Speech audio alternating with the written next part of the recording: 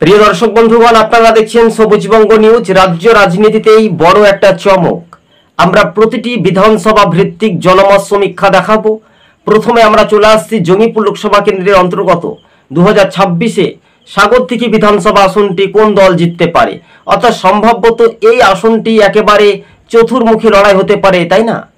সুব্রত সাহা যখন তিনি এমএলএ হয়েছিলেন, তাকে দেখে কিন্তু মানুষ একটা ভোট দিয়েছিল। তার প্রয়াত হওয়ার পর থেকে তার পরিবারকে প্রার্থী করেনি, অর্থাৎ সেখানে কিন্তু একটা রাজ্য রাজনীতির সমীকরণটি পাল্টে যায়। বাইরন বিশ্বাস তিনি বাম কংগ্রেসের জোটে তিনি ভোটে জয়লাভ করার পর 3 মাস কাটতে না কাটতেই তিনি দল বদল করে তৃণমূলে যোগদান করেছিলেন। তাহলে এই আসনটি কি বাইরন বিশ্বাস জিততে পারে?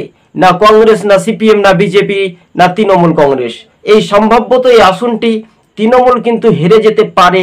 কেননা মানে ওখানকার মানুষের যে রাগ, অভিমান, অভিযোগ রয়েছে, তা কিন্তু 26-এর নির্বাচনীয় যে ভোট কৌশল হিসেবে আপনার টাকা থাকলে সব কিছু ঠিক হয়, তাই না? ভোটাররা যদি মনে করে সরকারকে নিয়োগ করব, আবার যদি ভোটাররা ইচ্ছা করে বিয়োগ করব, তাহলে বলতেই পারেন আপনারা।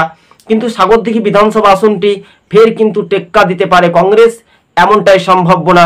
সেখানে কিন্তু একটা রাজনৈতিক সমীকরণ চিত্রটি পাল্টাচ্ছে সংখ্যালঘু ভোটার একেবারে প্রভাব।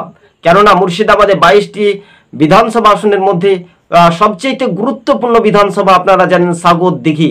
যে সাগরদিঘিতে এবার কিন্তু অনেকটাই মার্জিনে পিছিয়ে থাকতে পারে তৃণমূলের যেই প্রার্থী হোক না কেন, সেখানে তৃণমূলের মধ্যে একটা দ্বন্দ্ব থাকলেও প্রকাশ্যেই প্রকাশিত এবং সাধারণ মানুষ যে বাইরন বিশ্বাসকে দেখে ভোট দিয়েছিল, এমনটাই সম্ভাবনা সূত্র মারফত খবর আমরা বলছি। কেননা রাজনৈতিক মহলে অনেকটাই উত্তপ্ত হয়ে উঠতে পারে, তাই না?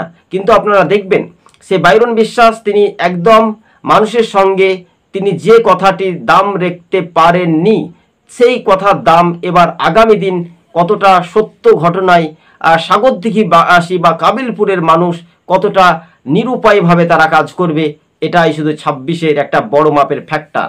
আর সেখানেই অধীর গড় মানে একটা পরিচিত মুখ হিসেবে